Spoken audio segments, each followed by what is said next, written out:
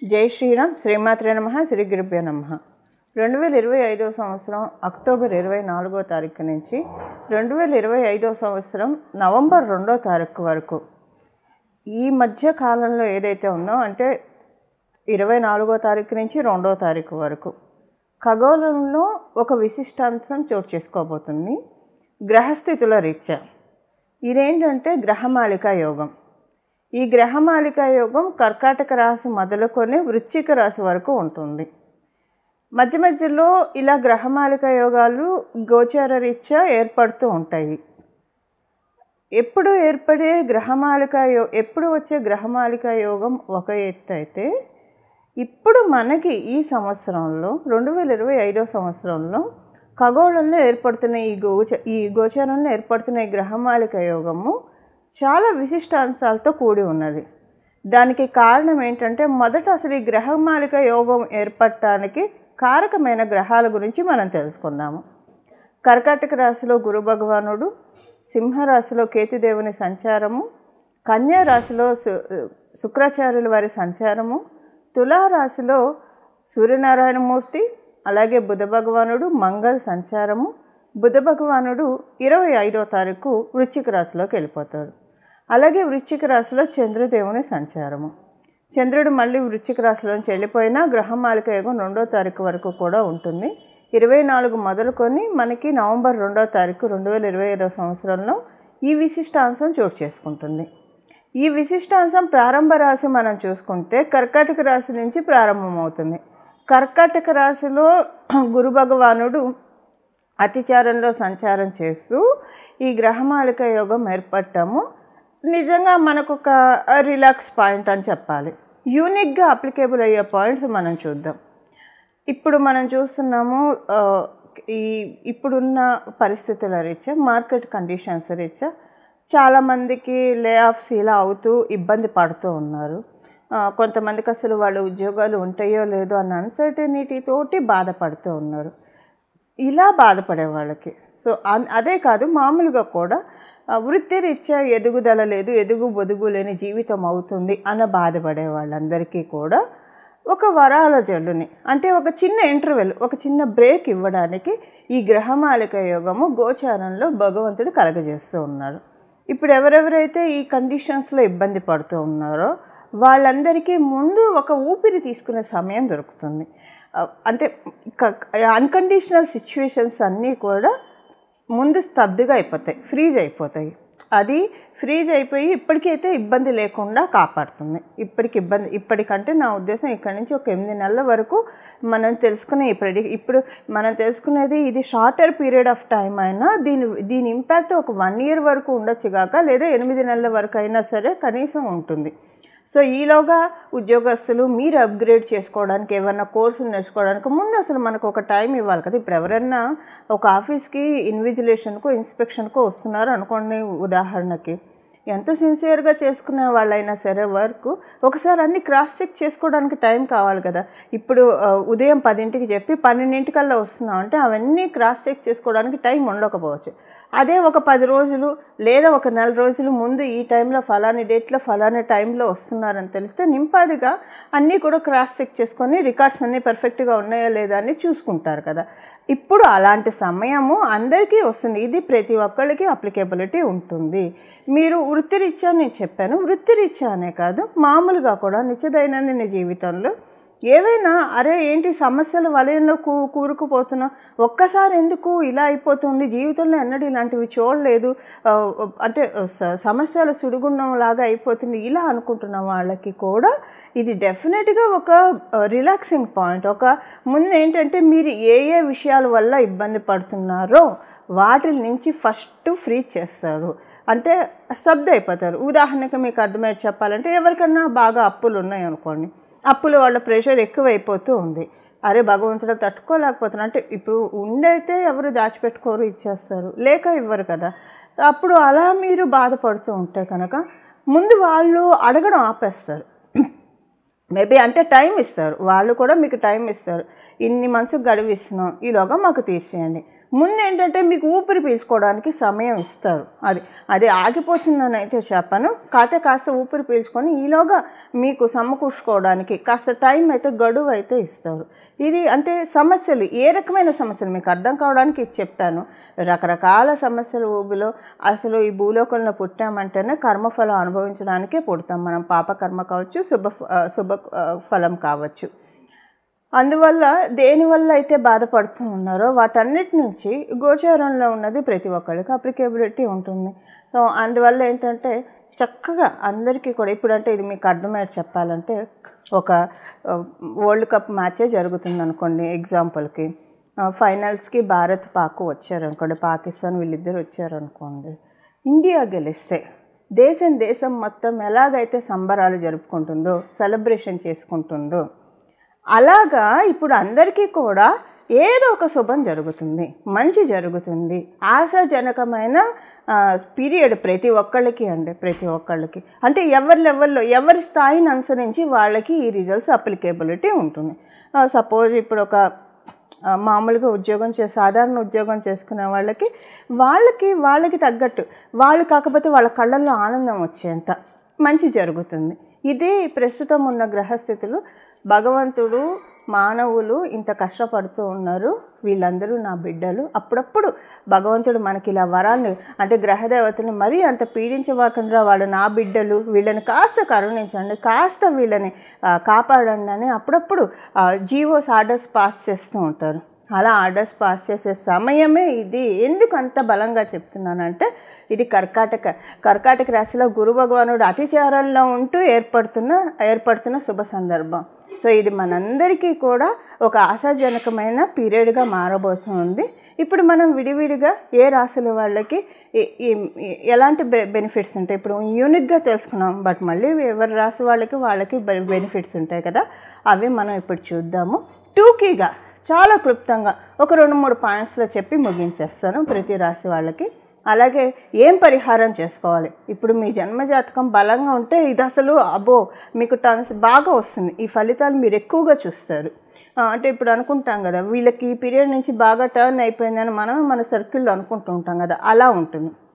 So ఇది పెళ్ళి అవ్వక బాధపడుతున్న వాళ్ళు, ఏ రకమైన సమస్య అయినా సరేనండి, మీకు జడంగా పట్టి వేధిస్తున్న సమస్యలు భగవంతుడు ఫ్రీ చేస్తున్నాడు. సపోజ్ ఉదాహరణకి పెళ్ళవక బాధపడుతున్నాం అనుకోండి, మంచి సంబంధం వస్తుంది, కుదురుతుంది, ఆటోమేటిక్గా అయిపోతుంది.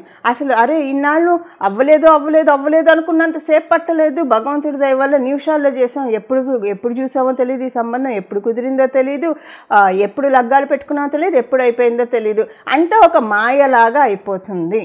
ఈ మాయను కలిగించేదే విష్ణుమూర్తి, అమ్మవారు, పరమశివుడు మనందరికీ బ్లెస్సింగ్స్ని ఇస్తూ ఉన్నారు. నేను చివరిలో రెమెడీ చెప్తాను. ఈ రెమెడీ ఎందుకంటే, పరిహారం ఎందుకంటే, మీ జన్మజాతకం చాలా బాగా ఉంటే ఇది అసలు చాలా మంచి ఇంపాక్ట్ మీకు చూపిస్తుంది.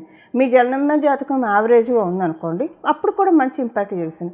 మీ జన్మజాతకం అందుకోలేని, ఇప్పుడు అంటారు కదా కాల్షియం డెఫిషియన్సీ ఏదైనా ఉంటే టాబ్లెట్స్ తీసుకుంటే శరీరం దాన్ని పీల్చుకోవాలి, అంటే దాన్ని తీసుకోగలగాలని, తీసుకుంటేనే మనకు అది పనిచేస్తుంది, ఏ విటమిన్స్ టాబ్లెట్స్ అయినా. అలా మన ఎవరిదైనా జన్మజాతకం బాగా వీక్గా ఉంటే అది తీసుకునే లెవెల్లో ఉండడానికే ఈ పరిహారం. సపోజ్ ఇప్పుడు ఏమైనా టాబ్లెట్స్ రాసి ఇచ్చినప్పుడు గ్యాస్ రాకుండా కూడా ఒక టాబ్లెట్ ఇస్తారు కదా, ర్యాంటాక్ లాంటివి ఇస్తారు కదా. సో ఎందుకంటే మళ్ళీ ప్రాబ్లమ్స్ రాకుండా.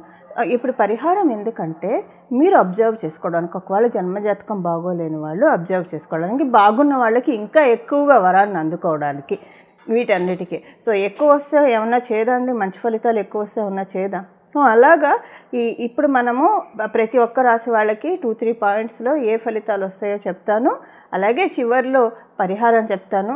మీరు ఇప్పటివరకు ఏ పరిహారం చేసుకోకపోయినా ఇప్పుడు మటుకు ఈ పరిహారం చేసుకునే తీరండి, అస్సలు విడిచిపెట్టకండి. ఖచ్చితంగా చేసుకోవాల్సిన పరిహారం ఇది. అప్పుడు మన అందరికీ కూడా సన్మంగళాలు జరుగుతాయి. సరేనండి. ఇప్పుడు మనము ఒక్కొక్క రాశి వాళ్ళకి ఎలాంటి ఫలితాలు ఉంటాయో చూద్దాం. తులారాశి తులా లగ్నంలో పుట్టిన వాళ్ళకి మీకు దశమ స్థానం నుంచి ప్రారంభమైన గ్రహమాలిక యోగము మీ ద్వితీయ స్థానం వరకు కూడా కొనసాగుతుంది. దశమం నుంచి ద్వితీయం వరకు గ్రహమాలిక యోగం ఉంది. ఈ గ్రహమాలిక యోగం ఏం చేస్తుందంటే సొసైటీలో మిమ్మల్ని లైమ్ లైట్లోకి తీసుకువెళ్తుంది. మీరు చేసే వృత్తి వ్యాపారాల్లో గుర్తింపు ఉంటుంది, గౌరవం ఉంటుంది, రాణింపు కూడా ఉంటుంది. అంటే రికగ్నైజేషన్ ఉంటుంది, రెస్పెక్ట్ ఉంటుంది. రికగ్నైజేషన్ ఉంటే రెస్పెక్ట్, ఇవన్నీ అక్క చెల్లెళ్ళు కదా, రెస్పెక్ట్ ఉంటుంది. సో గుర్తింపు గౌరవం ఉంటే మనం ముందుకు దూసుకువెళ్తాము. సో గ్రోత్ కూడా ఉంటుంది. ఎప్పుడైనా సరే రికగ్నైజేషన్కి అక్క చెల్లెళ్ళే రెస్పెక్ట్ అవ్వచ్చు, గ్రోత్ అవ్వచ్చు. అది ఇప్పుడు మీరు చూస్తారు. ఇంకోటి ఏంటంటే మిగతా రాశుల వాళ్ళకి లేని స్పెషల్ బ్లెస్సింగ్ తులారాశి వాళ్ళకి, తులా లగ్నంలో పుట్టిన వాళ్ళకి ఏంటంటే మీ స్థాయి మారుతుంది. డెఫినెట్గా సోషల్ పర్వ్యూలో మీ స్థాయి డెఫినెట్గా ముందుకు వెళ్తుంది.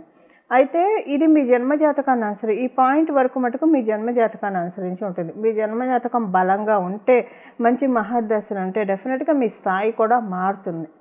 ఈ మారిన స్థాయి అలానే ఉంటుంది.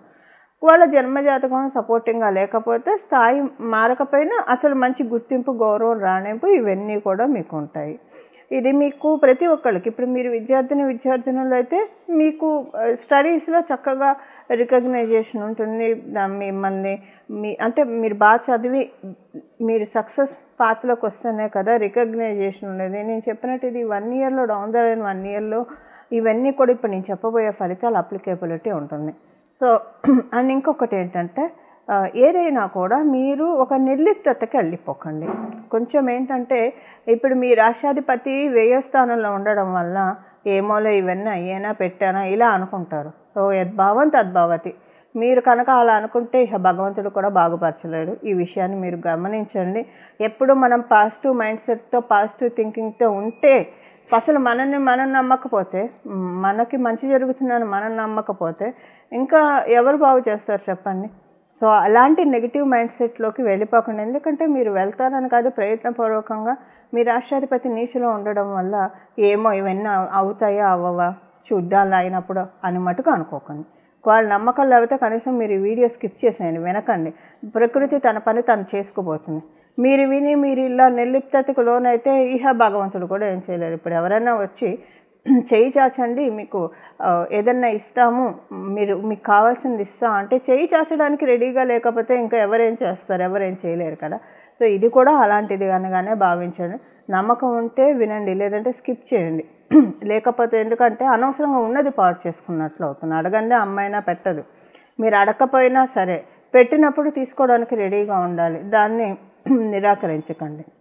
దేన్ని కూడా ప్రయత్నపూర్వకంగా నిరసించకూడదు. భగవంతుడు మనకు ఒక మంచి ఆపర్చునిటీస్ ఇస్తున్నప్పుడు మనం ఓపెన్గా ఉండాలి. ఓపెన్గా ఉండి తీసుకోవడానికి సంసిద్ధంగా ఉండాలి. ఇవి తులారాశి, తులా లగ్నంలో పుట్టిన వాళ్ళ ఫలితాలు గ్రహమాలిక యోగాన్ని అనుసరించి ఇవి డౌన్ ద లైన్ 1 ఇయర్లో జరుగుతాయి. ఇప్పుడు మనం తెలుసుకుంది పరిహారం. ఇప్పుడు చూశారు కదా మీ రాశి వాళ్ళకి ఏ ఫలితాన్ని ఇది ఇవ్వబోతూ ఉందో. ఇప్పుడు పరిహారం చూద్దాం.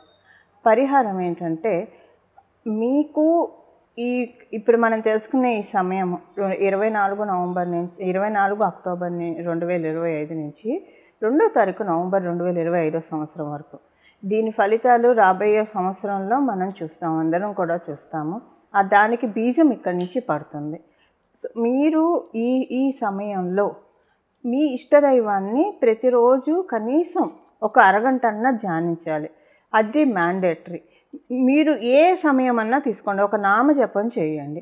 ఉదాహరణకి మీకు రామచంద్రమూర్తి అంటే ఇష్టం అనుకోండి, జై శ్రీరామ్ అని మనసులో ధ్యానించుకోండి. లేదా రామభద్రాయ నమః అనుకోండి, రామచంద్రాయ నమః అనుకోండి. మీకు గణపతి ఇష్టం అనుకోండి, గణేశాయ నమః, గణేశాయ నమః, గణేశాయ నమః అని చెప్పించుకోండి.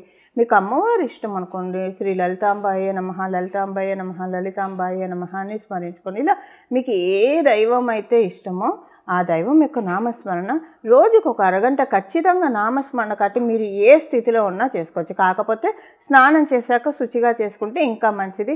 లేదు మీకు కుదరలేదు, ఆఫీస్ హడావుడి పరిగెత్తుతున్నారు, భగవంతుడు భావాన్ని మాత్రమే చూస్తాడు, వీళ్ళు నాకు పూజ చేయాలనుకుంటున్నారు కానీ సమయాభావం వల్ల వీళ్ళు చేయలేకపోతున్నారు, అప్పుడు కూడా మీరు మనసులో జపించుకోవచ్చు. ఇప్పుడు మీరు ఒక ఆఫీస్కి వెళ్ళేప్పుడు ఒక బైక్ మీదో, లేదా మీ వ్యాపార స్థలానికి వెళ్ళేప్పుడు కారులోనో, బైక్ మీదో, లేదా ఎంఎంటీ ఏదో ఒకటి పట్టుకొని వెళ్తారు కదా. అప్పుడు మీరు వెళ్ళేప్పుడు ఫోన్లు అవి చూడకుండా మనసులో భగవంతుని ధ్యానించుకోండి. ఏదో ఒక నామాన్ని జపించుకోండి. అసలు ఏ నామం జపించుకోవాలో మాకు తెలియట్లేదు, మీరే మాకు సూచించండి అని మీరు కనుక నన్ను అడిగితే ఇది గురు భగవానుడి ద్వారా ఏర్పడుతుంది కాబట్టి ఇప్పుడు నేను ఒక నామం చెప్తాను. ఇది ప్రతిరోజు ఒక అరగంట జపించుకోండి. మీరు కుదిరితే స్నానం చేసిన వెంటనే దీపారాధన చేసుకొని అక్కడే పూజ గదిలో కూర్చుని ఒక అరగంట చేసుకోగలిగితే మంచిది. ఒకవేళ అలా చేసుకోలేకపోయారు సమయాభావం వల్ల, అప్పుడు కూడా విడిచిపెట్టకుండా ఏ సమయం కుదిరితే ఆ సమయం భగవద్ పూజకి సర్వకాల సర్వావస్థలందు కూడా మనం భగవంతుని పూజించవచ్చు. మనకి గీతాచార్యుల వారు కూడా చెప్పింది అదే. ఈ సమయంలోనే ఆయన్ని పట్టుకోవాలి, ఈ సమయంలోనే అలా పూజించాలి, ఇలా హార్డ్ అండ్ ఫాస్ట్ రూల్స్ ఏం లేవు మనకి భగవంతుడి విషయంలో. ఏ సమయంలో అయినా విడిచిపెట్టకుండా చేసుకోండి. ఇప్పుడు మనం చేసుకోవాల్సిన నామము, అందరూ ఒకవేళ మీ ఇష్టదైవాన్ని స్మరించుకుంటూ ఈ నామం జపించవచ్చు, లేదా మీ ఇష్టం ఈ నామాన్ని జపించవచ్చు. చాయిస్ మీకే వదిలేస్తున్నాను. ఇప్పుడు నామం వచ్చేసి శ్రీ గురు దక్షిణామూర్తయే నమః. శ్రీ గురు దక్షిణామూర్తయే నమః. శ్రీ గురు దక్షిణామూర్తయే నమః. అత్యద్భుతమైన నామరాజం ఇది. గురు భగవానుడు కలిగిస్తూ ఉన్నాడు ఈ యోగాన్ని. ఈ నామంతో కనుక ప్రతిరోజు, అసలు ఇది మీరు ఇక్కడి నుంచి 24వ తారీఖు మొదలు పెట్టుకొని ప్రతిరోజు కనీసం 24 నుంచి 2వ తారీఖు వరకు అరగంట చేసుకున్నా, కనీసం రోజు కూడా మీరు ఒక 10 నిమిషాలు మనం కేటాయించలేమో భగవంతుడికి, చేసుకుంటే చాలా మంచిది. ఎంత అద్భుతమైన నామం అంటే ఇది. ఇంకా మనలో ఉన్న అవిద్యని, మనలో ఉన్న అజ్ఞానాన్ని అన్నీ తొలగించేస్తారు. అజ్ఞానం వల్లే మనం ఏ తప్పు చేసినా, ఏ దోషాలు చేసినా దానివల్లే ఇబ్బంది పడతాము. సో మనము ఏ పని చేస్తే మనకి ఇబ్బంది కలుగుతుందో అలాంటి వేలోకి మనల్ని వెళ్ళనీయకుండా, అలాంటి పనులు మనల్ని చేయనీయకుండా పట్టి కాపాడేస్తాడు ఆయన. అసలు నన్ను నమ్మండి, నన్ను కాదు భగవంతుని నమ్మండి, ఇది ఆయన పట్టి కాపాడేస్తాడంటే నమ్మండి. అసలు మనకి ఇబ్బందులు రాకుండా ఆయన కాపాడుతాడు. ఇది చాలా బ్యూటిఫుల్ పీరియడ్ అండి, మిస్ చేసుకోకండి. మళ్ళీ మనకి గురు భగవానుడు మళ్ళీ మిథున రాశిలో ఉండి ఈ అతిచారము విశిష్టమైంది. ఈ అతిచారంలో ఈ గ్రహమాలిక యోగం ఇంకా విశిష్టాంశమైంది. ఇది మనం చాలా ప్రాపర్గా, ఒక రకంగా చెప్పాలంటే భక్తి శ్రద్ధలతోటి, వినయ విధేయతలతోటి మనము సద్వినియోగం చేసుకోవాలి. ఈ పీరియడ్లో అనవసరంగా వాటికి వీటికి టైం కేటాయించకండి. మీకు ఏవైతే ప్రొడక్టివ్ వర్క్స్ ఉంటాయో, ఏవైతే మనకి ఇది ఇస్తుందో, సుఖంగా నిద్రపోవడానికి అవకాశాన్ని ఇస్తుందో వాటి వరకే మన ఫోకస్ పెట్టి, రిమైనింగ్ టైం అంతా అని మన ఫ్యామిలీ రెస్పాన్సిబిలిటీ చూసుకుంటూ, రిమైనింగ్ టైం అంతా కూడా అవి చేసుకుంటూ, రిమైనింగ్ టైం అంతా కూడా దక్షిణామూర్తి స్వామి వారి పాదాన్ని ధ్యానించండి. అల్టిమేట్ రిజల్ట్స్ చూస్తారు. ఇది భగవంతుడి యొక్క కృపా కటాక్షం మనందరి మీద. ఒక్కసారి భగవంతుడు అమృతపు జల్లు మనందరి మీద కురిపిస్తున్నాడు. దాన్ని మన ఇంట్లో కూర్చుంటే ఎలా వస్తుంది? మనం ఓపెన్ టు స్కైకి వెళ్ళిపోవాలి కదా, ఓపెన్ ప్లేస్కి వెళ్తేనే కదా అది మనకు వచ్చేది. అలా వెళ్ళేట్టు భగవంతుడు మనల్ని కరుణిస్తాడు. దీనికోసమే ఏ భగవంతుడిని పట్టుకున్నా దీనికోసమే. సో ఇలా మనమందరం కూడా కాలాన్ని సద్వినియోగం చేసుకుంటూ, కాలాన్ని ప్రొడక్టివ్ వర్క్స్ మాత్రమే వాడుతూ, మన జీవన అంటే ప్రొడక్టివ్ వర్క్స్ దేనికైతే మనకు దేని మీద ఫోకస్ పెడితే మన ఫ్యూచర్, మన గ్రోత్, మన ఫ్యామిలీ బాగుంటుందో వాటి మీద మనం కాన్సన్ట్రేట్ చేసుకుంటూ మన జీవితాన్ని సఫలీకృతం చేసుకోవడానికి చక్కటి సదావకాశాన్ని అవ్యాజ కరుణామూర్తైన సకల దేవతలు మనకి కురిపిస్తూ ఉన్నారు. దీన్ని మనందరం సద్వినియోగం చేసుకోవాలని, తద్వారా భగవంతుడి ఆశీస్సుని పరిపూర్తిగా తీసుకోవాలని చెప్పి నేను కూడా మనందరి తరఫున మనస్ఫూర్తిగా భగవంతుడిని ప్రార్థిస్తూ మంగళం. నమో భగవతే వాసుదేవాయ.